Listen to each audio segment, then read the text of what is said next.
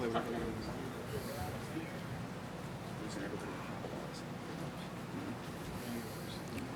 good? Yep. I'd like to welcome Jim Furyk, our 2021 U.S. Senior Open champion and 2003 U.S. Open champion. Nice little double there. We've talked a little bit about history. What are your thoughts about that historic group of golfers that you're now part of? Well, it's it's an honor. It's humbling. You mentioned the names that were able to win both the U.S. Open and the U.S. Senior Open. I'm blessed to be named in that group. So, excited, and it was real nice to come out last year. And probably the U.S. Open was the one event that I had the most opportunities to win as far as major championships. And I had some definite heartbreak, but the 03 win was a highlight of my career, and then to be able to come out and in my first U.S. Senior Open be able to win the golf tournament was a lot of fun. So. A lot of great memories from Omaha, and one of the things about winning an event like this is you don't come back to the same golf course. So, but to be coming back to Pennsylvania, my home state, only a couple hours from where I grew up, is a lot of fun. And I had heard so much about Saucon Valley growing up and never had been here. So, kind of a great place for me to be able to come and defend. Do you expect a lot of family members or folks that you grew up with to come make the trip this week? Yeah, well, my mom and dad are here this week, and Tabitha and Tanner. Callie was here. She went home for some work. But I definitely have some friends coming up from Lancaster and from around the state. So it's kind of exciting to see some folks. And I mentioned it at Media Day where, you can look at it a couple different ways. I put plenty of pressure on myself and try too hard most of the time anyway. So, I'll try not to really trying to play well at home sometimes can be difficult. I did try to do it in Jacksonville for the players, in Philadelphia, and never had a lot of success there. So it really, you can look at it two ways. You can really enjoy the support and the love and being in your home state, or you can put too much pressure on yourself and have it go the other way. So probably really try to enjoy the week and have some fun with it. And it'd be good to see some faces in the crowd that I don't get an opportunity to see that often. Questions? Jim, having never played this course competitively before and haven't had a chance to play in May and then today, feeling any better about how the course suits you or doesn't suit you? There's a lot to learn out there. The fairways I think it's set up well. The fairways are generous, but if you do miss them, the rough is very long and thick, and you're not going to have a lot of success missing fairways. So it's going to feel like a U.S. Open. The defense, the greens are, Brookline was severe last week, and these really are no easier, no less. There's a lot of slope on them. There's some big, massive greens like 16, and man, I think the USGA is going to be hard pressed to find 4-pin locations on that hole. To be honest with you, they're going to have to double up on one of them, I'm guessing, or have one really difficult pin in there. So, but just go out there if you want a short walk. You walk 16, 17, 18, and look at those three greens, and they're very, very severe. So it's going to be difficult for us to, even if you're hitting fairways, it's going to be difficult to put irons in places you can play from. It's going to be difficult to two-putt in a lot of situations. And I think you're going to see some guys hitting putts that, a first putt that doesn't get within 8 or 10 feet of the hole. And folks on TV may look at it and go, what in the heck is going on? But if you saw some of these greens and saw the severity of them, it's very understandable.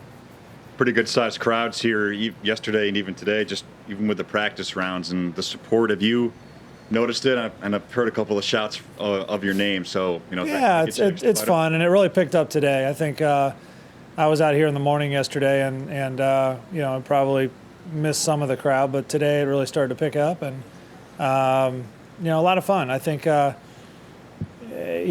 look at the field and you look at the guys here, and there's just a lot of names that have won major championships and big events. And, I've enjoyed making the Champions Tour home and playing against, some great players that I played against my whole career. You talked last month about your hitting off the tee. We're really pleased with that. The last 3 weeks, have you seen any improvement? It's getting better. Des Moines wasn't real pretty. Madison got a little better. I definitely drove the ball not the way I wanted to at the U.S. Open last week, but it got better. So I feel like I've seen some improvement, and kind of hit or miss this week so far in practice rounds. I've had some good streaks where I've driven really well, and I've had a few holes where I haven't. So, I've been working hard on it, and I feel like I'm making some headway. But, definitely you can jump off the cliff, and you get to the bottom a lot quicker than you climb back up to the top. So right now I'm working on that climb. You also mentioned some of the long par fours here, especially on the front side. What is it about number 2 that's played so tough here in previous U.S. Senior Opens? Well, not only is it long, but it also has an extremely sloping right to left fairway. So if you do try to get aggressive, and if it's downwind and you got driver, and maybe I can get it up there for a 6 or a 7 iron in my hand, but at that point the fairway sloped, cambered real hard right to left, and it's very difficult to keep that ball from running into the left rough. If it's playing long into the wind, you don't get as much of the camber, but heck, I might hit a 5-wood or a 4 iron in there too. So it's a long hole, and the green. The front of the green is kind of your easier pin, where everything kind of bowls to it, and you can chip from the front of the green pretty easy. But that back left and back right pin placements are extremely difficult. So it really kind of plays like a short par 5, to be honest with you. In fact, I would venture to guess there's a couple par 4s out here because of the severity of the green, and that would be one of them that in one day that might have been a par 5 because it looks like a par 5 green on a long par 4, if that makes sense. Sure. Hey, Jim.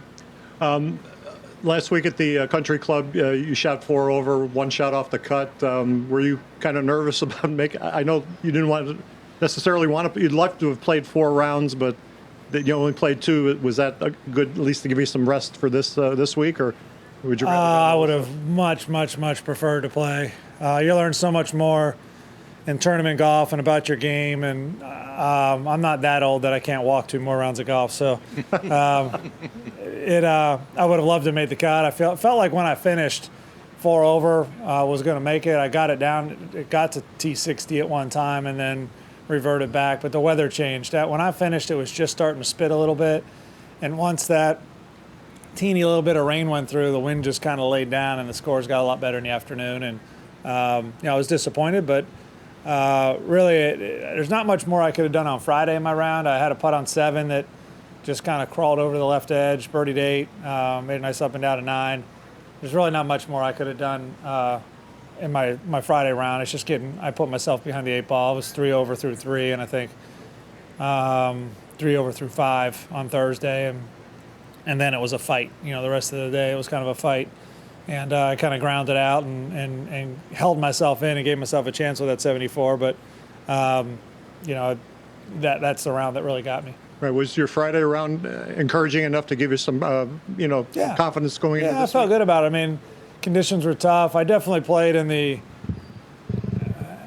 I definitely kind of got the bad end of the tee times last week with, Thursday, the afternoon, it picked up a lot more. And the scores were higher, but to go out there on Friday and shoot 70 and play a good solid round of golf and hit a lot of good shots, good recoveries, putted real well last week. So there's a lot of positive I pull from it, and as I said, I drove the ball a lot better as well. I just didn't on Thursday. I didn't drive the ball as well as I needed to in the U.S. Open, and that kind of jumped up and bit me a little bit, and that's the over par you saw. Okay, thank you.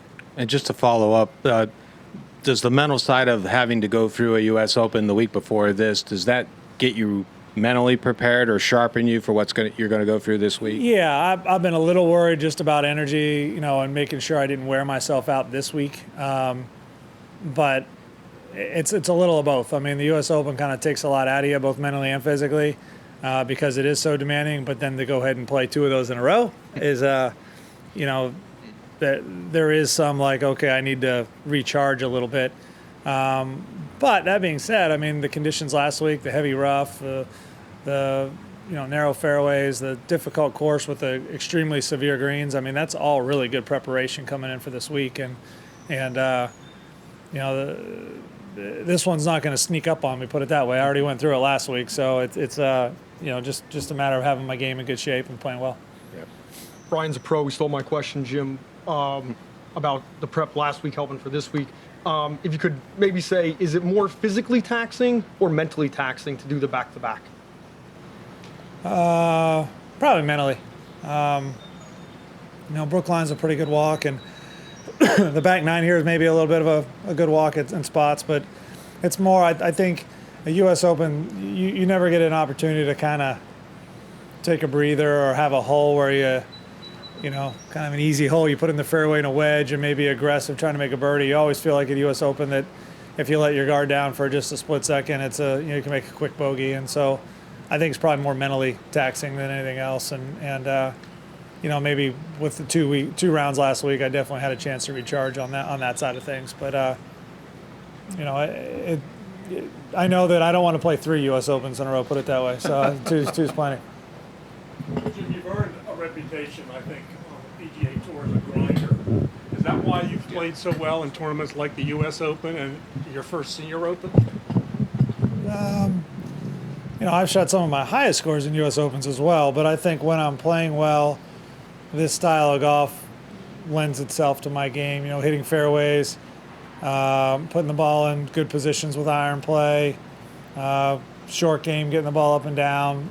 U.S. Opens are held on kind of old historic golf courses for the most part, you know, Wingfoots and Pebble Beach and, you know, a place like Saucon Valley. And I grew up, you know, in the Northeast playing golf courses like that. So I'm comfortable and it feels like home to me when I'm at the U.S. Open. And you know, if grinding it out and making a bunch of pars and shooting even pars a good score, I'm very comfortable with that. And if we have to go and shoot 25 under like in Las Vegas, you know, I'm comfortable flipping the switch and trying to get more aggressive as well. It's just trying to, you know, in an event like this, like if we get some rain, if the greens soften up, then you kind of have to, you go in with a game plan of kind of an idea of what you think may win score-wise, and all of a sudden you have to change on the fly. That's when it gets a little tricky. You know, you may make it a little aggressive. So that happened a little bit last year in Omaha where we got some rain, and you know, I was able to go out and shoot a couple good scores when the golf course was soft on Friday and Saturday.